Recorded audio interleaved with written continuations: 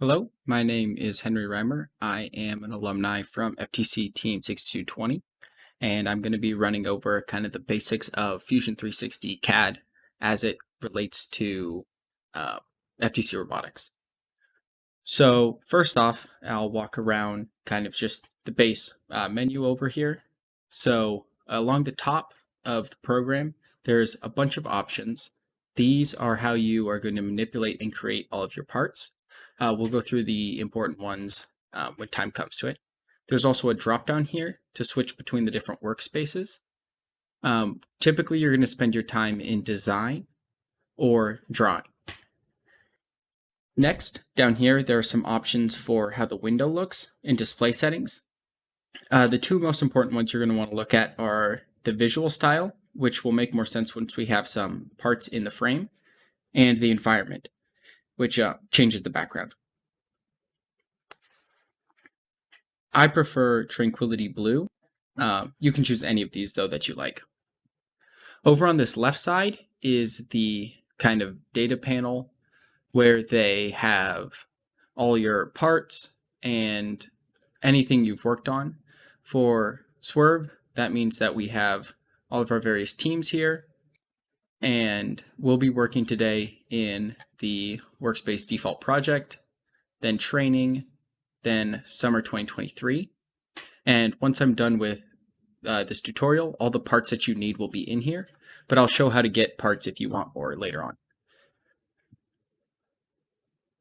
So to start, I'm going to create a new folder in here that is going to be lesson 1. And inside of that, I'm going to upload all of our parts. So we're just going to be making a simple wheel assembly with an axle going through an active bodies beam. But the kind of concepts we're going to cover will allow you to make any sort of assembly you would want out of any parts that you can find their files on the internet.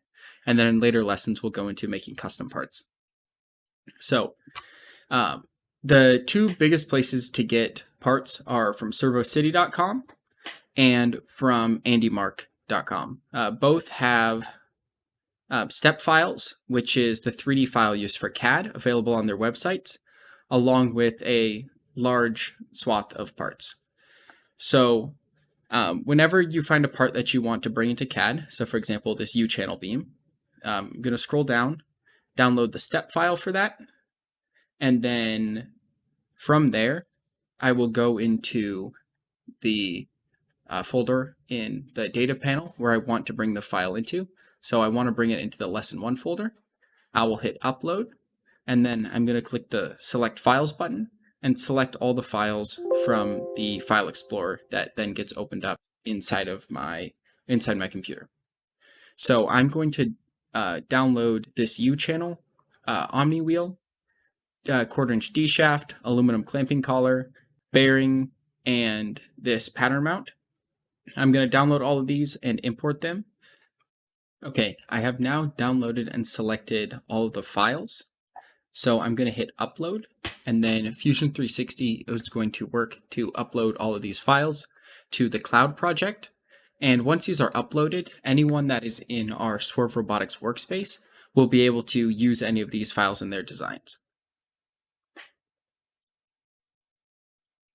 This process can take a minute or two depending on how many you are uploading, but it shouldn't take too long. One of the first things you should do before starting a new project is setting, in this document settings up here, setting the units for the project. And since this is an Actibotics build, which is done in Imperial, I'm going to switch to the unit type inch, which will make it easier when aligning stuff. And if we have to do any custom work, everything will line up easier. So now that these are uploaded, I'm going to start by bringing in this U channel, part number 585452, by just clicking and dragging it over here. And you'll notice an error pops up that says design not yet saved, which is because this design that we have open here is just an untitled new window. So we should save it, which you can just do as normal Control S or this drop down up here. You now can choose where you would like to save it. I'll save it in this lesson 1. I will create a new folder called wheel builds, and I will save it under there with the title example. When you do yours, just include your name and then wheel build. So for example, I would put Henry wheel build if you're following along. I will then hit save, and this is now saved as a file, which means we can drag parts in. So like I said before, you will click and drag this over into the workspace, the build area. So as you can see, it comes in, you can see the part. To navigate around this 3D space, you scroll in and out. To zoom, you hit the middle mouse button to pan around, and then hold the shift key and middle mouse button to pivot around a point. Since this is going to be an example wheel for a robot, we want the U channel to be rotated. So we're going to grab this ring here and spin it. We can either click it until it's visually 90 degrees, or we can type down here. It looks like -90 because we're spinning it clockwise. So we will hit enter to accept that. And now this part is in our scene, which is good. Once we have a part in our scene, you can move it because it's not attached to anything, just like you could a robot. So a good way to think of this is if this bottom plane as the table and anything you have on it as being on top of the table. So by the end of your assembling, you should be able to grab any part of it and the entire robot moves together, or the entire assembly moves together, as opposed to just lining everything up. So if I brought another one of these and just visually lined it up next to it, then I could just move them independently, which is not what you would want in a robot. You would want them to be bolted together, which is why we're going to go over the join tool up here, which is effectively a screwing two parts together. So before we can join two parts, we need to bring in some extra parts. So for this, we're going to start with a pattern mount, this one right here, 545360. We will bring this into the scene by clicking and dragging it over, and it will appear into the scene. We are going to want 2 of these as 2 end caps for the part. So we are going to want one facing this way, and then the next one we're going to want to rotate 180 degrees. So we can get this a little bit closer to where we want to go by using this tool to move it out this way. We'll hit enter, and then it's over in the general area, but not exactly lined up as an end cap like we want. But we'll also bring in the second one at the same time. We will rotate it again, 180 degrees, and move it this way. So now we can move these end caps a couple different ways. One would be to just click and drag, but that will not be very exact. You can, if you want to snap to a specific face, use this box up here. So for example, if I want to go to the top, I'll just hit the top, which makes it a little easier to line up, but this is not precise enough for a design.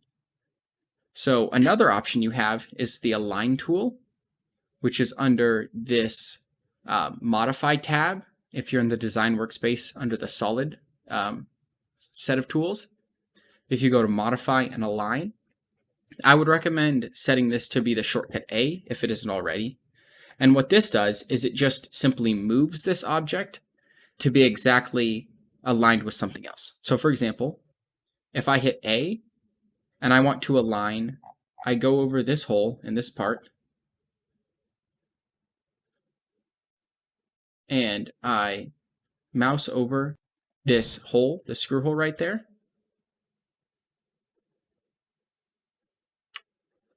So if I'm over this face, you see a lot of snap points up here.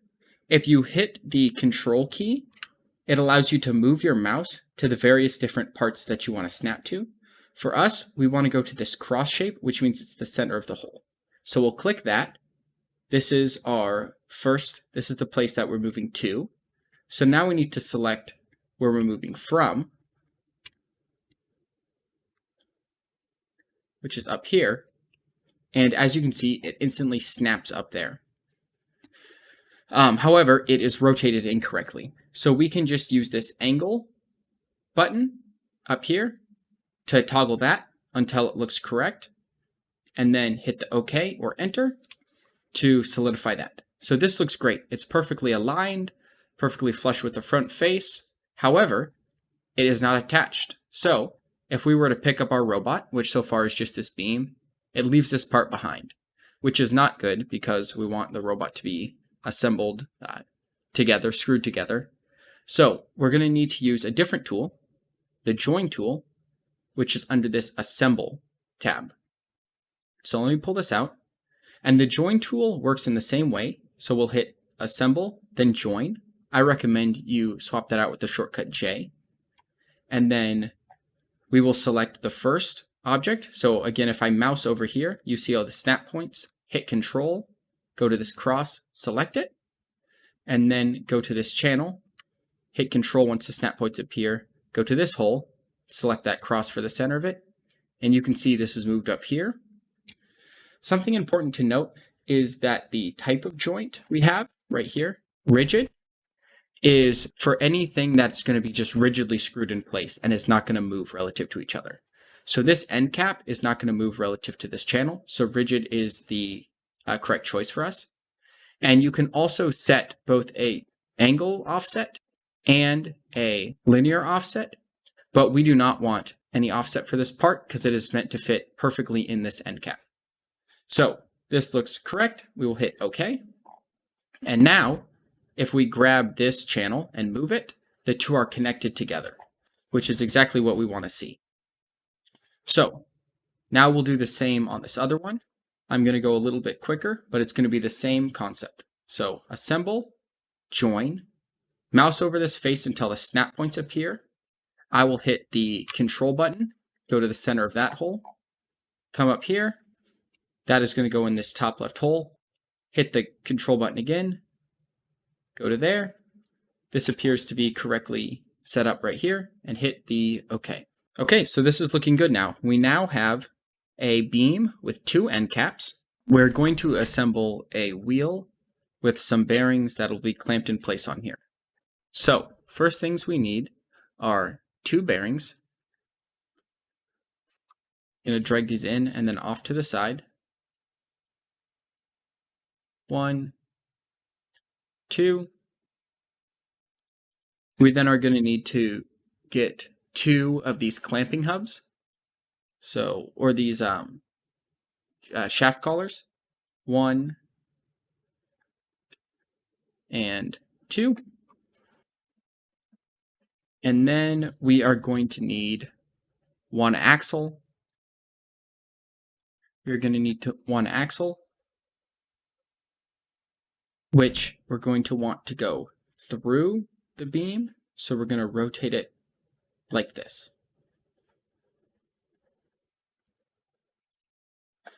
Hit Enter. So now we have the parts for the axle and bearings, which we will start assembling now.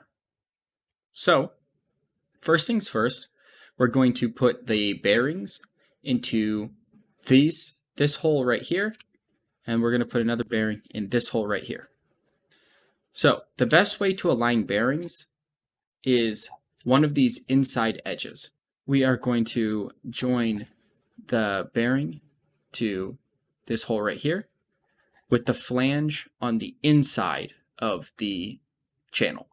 So we're going to grab this inside edge of the bearing right here, click it, hit the join button, and we'll have selected this center part already. We're then going to come over here, and we're going to want that on the inside edge of the U channel. Click right there, and you'll notice that this is properly placed in there with the flange outside of the channel, yet flush with it. And this is a rigid connection because these are not going to be moving relative to each other. So we will hit Enter and do the same with this other bearing. So we're going to hit the J for join, hit the inside edge of the flange, come over to our U channel, and grab the inside edge of the second hole. So that way they're lined up. This one, however, you can see is placed 180 degrees flipped, which we can just come over here to the flip button and it will flip around to the right way. So we have our flange in there. We have the bearing sticking out, which is normal. So we'll hit OK. And we are all set with the two bearings. So next, we are going to attach the axle to the bearings. The best way to do that is by grabbing the end of the axle, and we're going to put it on flush with the edge of the bearing right here. So we're going to use our join command again, where we hit J. We're going to grab this face, the center of it, and we're going to join that with the center of this hole right here. So select that. However, this is not going to be a rigid joint. These are not screwed together and are not going to be held exactly the same relative to each other. The axle is actually going to revolve inside of the bearing. So we're going to hit this drop down and switch to a revolute joint, which allows the axle to spin. So we'll be able to test various mechanics, and if the wheel's going to interfere at some point during its rotation, we'll be able to see in CAD. So once this is set to a revolute joint, and this looks proper, we'll hit the OK button. And now you've noticed a small flag appears with the joint. If you double click that, you can now spin the axle, and anything attached to the axle will also be spun. So I'll hit the escape button to cancel out of that rotation. And now we have our axle sticking out on the one outside edge, which is where the wheel is going to attach. And we have our two bearings in, which means it is now time for these clamping hubs. So for these hubs, the reason we need them in a physical build is that these bearings are not actually screwed into this part. The reason we chose a rigid joint is because when we actually build this, the bearings will not be able to move relative to this part.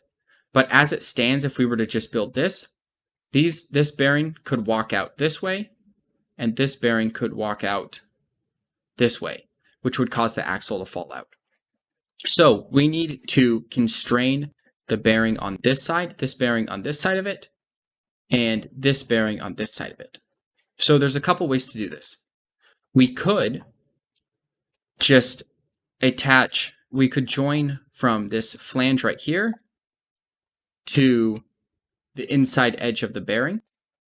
However, that would not rotate with the shaft, as the bearing is not going to rotate with the shaft. So what we should do is join these parts to the axle instead of to the bearing. The problem with that approach is there's no feature of this axle right where it touches the inside edge of the bearing that we can select. So we're going to need to use the offset feature in join. To figure out the exact offset, we're going to use the inspect tool. We're going to measure it, which has the shortcut I, or you can click the ruler up here. And what we're going to measure from is this end of the axle right here. So we're just going to click that, measured to the inside flange of the bearing, which is 0.19 inches. However, you may notice that this is actually a slanted measurement, and we want just the linear distance. And it's grabbing this edge from, or it's grabbing this axle from just the edge as opposed to the center. So we will need to fix that. So we're going to hit close on the measure. And to make this easier to see, you can always hide parts. So if I select this channel, it shows up as underlined over here. So I'm going to hit the I button to remove that. And likewise with this end cap, it's going to appear over here. I'm going to hit the I button to remove that. So now it should be easier to measure. So I'm going to hit the I tool for inspection. I'm going to grab this inside edge of the bearing right here. And then for our second point, I'm going to grab the center face to the edge of the face of the axle, like that. And now it's giving me two measurements. One is the center to center distance. The other is the shortest direct path from point to point, which is from this corner. So 0.187 inches is the offset we're going to need. So whenever you have a measurement like this, you always want to write it down, because even if you think you're going to remember it, chances are you will forget it, or it could be slightly wrong. So whenever you're working with CAD, I would recommend having a piece of paper next to you that you can just jot numbers down on. So 0.187 inches is going to be our offset. And this offset will be different on this side, but we will measure that once we attach one of these collars. So first, we need to rotate this collar to be the proper way, the proper direction. So if we double click this and hit the move tool, we can rotate this. However, you'll notice that it leaves its screw behind, because these are actually two separate parts. So there's two things we can do about this. I'm going to undo that with Control Z. We can either join this screw to this part and create a joint, or since whenever we assemble this, it's a given that this screw is going to be in here, we can just click this assembly, right click it, and hit rigid group. If this pops up, hit capture position, and it's asking us if we'd like a rigid group. We'll hit OK. And that means now that if we go double click this, hit the move command, we can now rotate the entire thing together. So basically it has glued this entire assembly together without any joints. And you only want to use this on small parts or assemblies that you've brought in. You never want to do this on a larger assembly you're creating, like what we have over here. So now we will attach this clamping collar to this axle using the same join command that we have. So we're going to hit J, hover over this arc right here, hit the control button so we can go right to the middle, bring that over here, and since we measured from the end of the axle, we're going to hover over this, hit our control button again, and then click that center of the axle. If you'll notice on the axle, there's actually two shapes, the square and the cross. You're going to want to use that cross because that is the center of the axle if it didn't have that flat cut into it. The square is the true center of the area, but the axle rotates around the center of the radius of the circle. So select the cross one, and you can now see that this is attached. However, it is inside of the bearing right now, which cannot exist in real space, so we're going to need to offset it. To offset it, we'll grab this arrow and push it this way. And since we measured before, we know that it is going to be offset 0.187 inches. So once we have that offset set, we are going to want to make sure that this is a rigid joint, because this is going to be rigidly clamped to the axle. You can see it shake like that. That's the animation for rigid joint. We will then hit enter.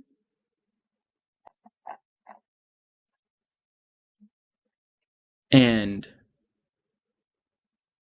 the collar is now inside of our channel, which is good. And now, since we have attached this clamp to the axle itself, if we rotate the axle, the collar rotates as well. So as you can see, when we rotate that, which is accurate to how it will work in real life. So let's say you needed to test whether or not this would work with a longer screw. You could put a longer screw model in there and rotate it and see if it would interfere at the top of its rotation. So I'm going to hit the exit key to exit out of that. And we're going to do the same on this other side. I'm going to run through it a little bit quicker, but we're going to be doing the same process. So first, we're going to measure the distance between the end of the axle and the flange. So we will use the measure tool by hitting the inspect button or I. We'll click the end face, then this face right here. And we have a linear distance of 0.581 inches. So write that down as before, 0.581 inches.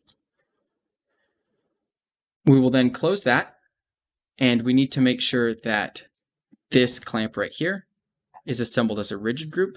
So we're going to click it. We've now know that it's this part. We will right click it, rigid group, capture position, and then OK. And this is now a rigid group, which means it'll all move as one. We can now double click this and hit the move button up here so we can rotate this to its proper orientation. Hit enter to save that. This is actually still the wrong way, so let me double click it again, move, and spin it around again. Enter to save. We can now join this. So as before, go to the join tool, I press J, select the part that you want to grab from, select the part where you want it to go to, the cross for the center of the axle, and then make sure it's rigid joint, and now apply the offset, which is 0.581 inches. Enter, and we now have the part over here, all assembled together, which is good. We will unhide the two parts we've hidden, and this axle is now in there. Both of the clamping hubs are attached to the axle. So if we hide the two parts again, if we rotate this, as you can see, both are rotating with the axle, which is good. It is now time to attach the wheel. So I will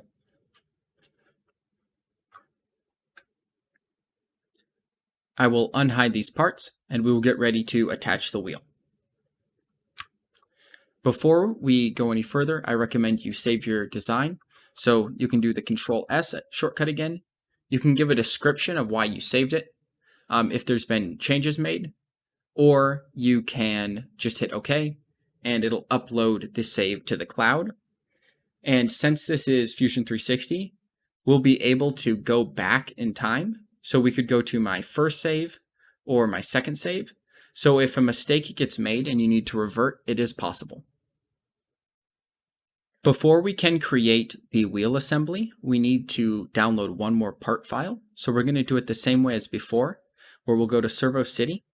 We will search up the part file.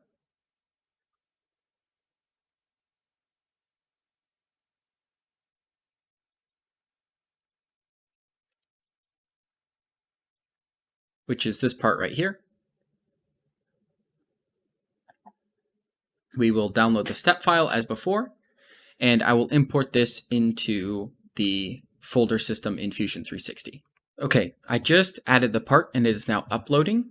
And while this uploads, we are going to start working on the wheel. However, since we are likely going to need 4 wheels for our robot, what we can do, as opposed to assembling it all on, like, bring the wheel in, assemble it on this axle, bring another wheel in on this one, bring another wheel in on this one, what we're going to do is create a sub-assembly in a separate file for the wheel, which we're then going to import into this design, allowing the robot to be created more easily.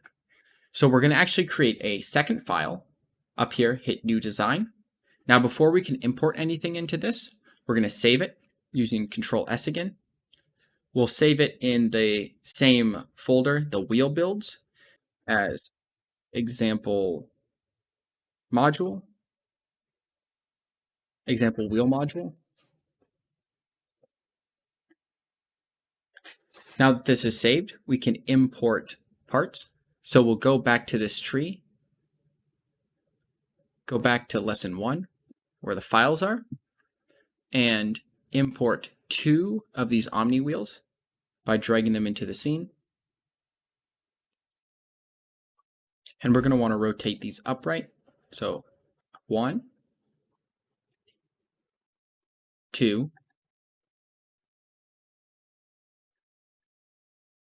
and then this clamping hub that we just brought in as item number 3. This will need to be rotated.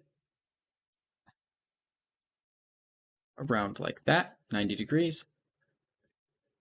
And then this is also going to need to be made a rigid group because as you can see, the screw is separate. So we're going to do it in the same way as we did previously where we click this, right click rigid group, okay. And now we're all set up to start making the wheel module. So for these omni wheels, they need to be rotated from each other.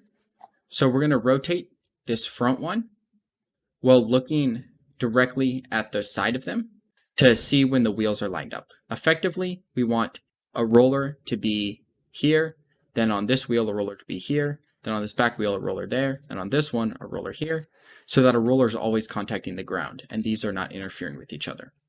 So to do that, we're going to hit this right side, so we're looking directly at the end of it, double click this wheel, hit the M for move, and we can now rotate this. And this looks like it's about perfectly rotated here. However, these holes are not lined up. So we need to find an orientation where the holes are lined up like that, which happens every 45 degrees. And also the offset of the wheels is correct. So it looks like if we go 90 degrees, it's almost it is perfect.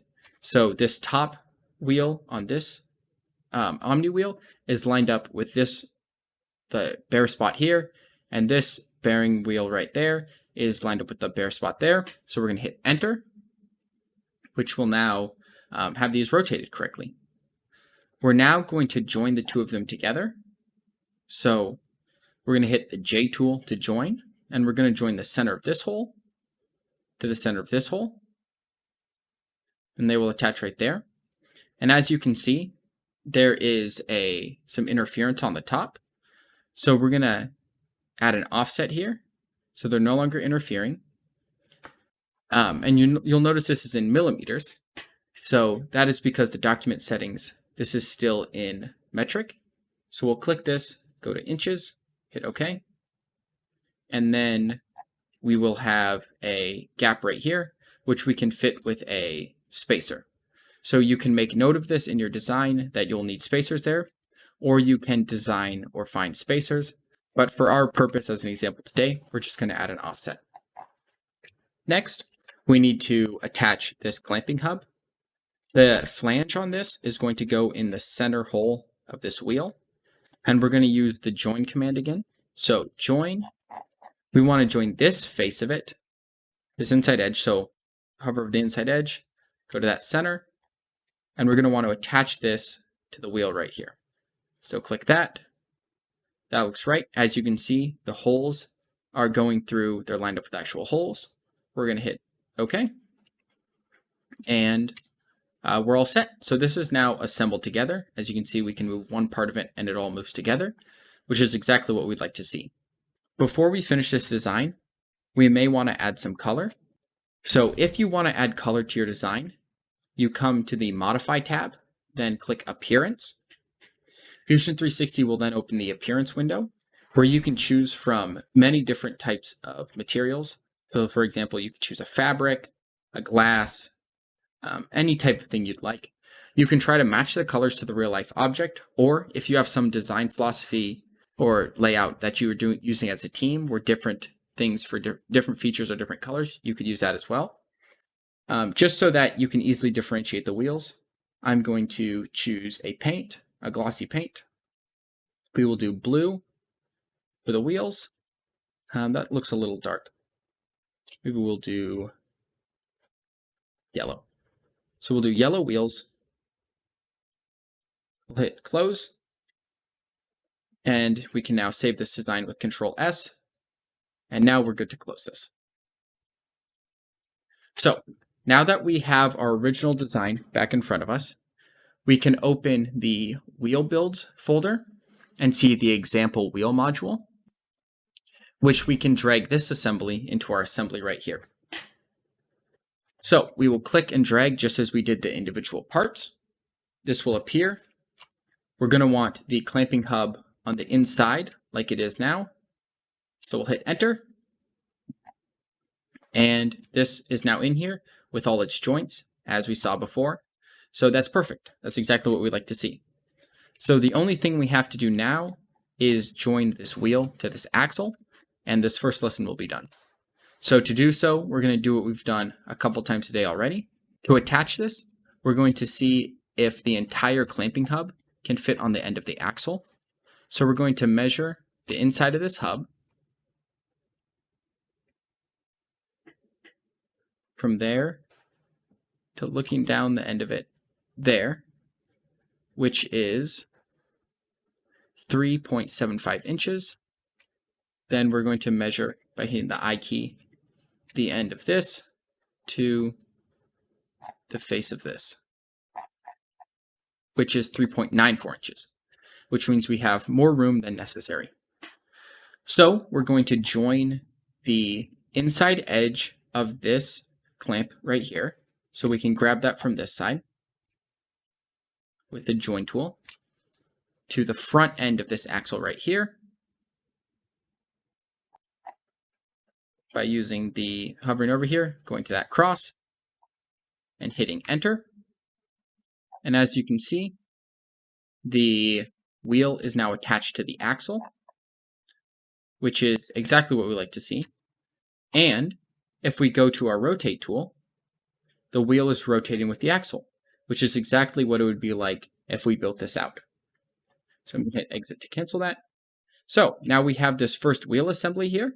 The general workflow for this that you can replicate on any robot you want to design is going to be find the parts, start with the whatever part most things connect to, and start joining parts to the main part. Then just sort of nest your joins outwards until you have all the parts in. Using your revolute joints, there are sliding joints if you have linear slides as necessary. And what the CAD allows us to do is test to see if this wheel is going to interfere with any mechanism we might have up here. Or we can see if screws are going to interfere in here.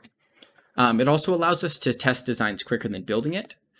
This design took me about 30 minutes to make while walking you through it.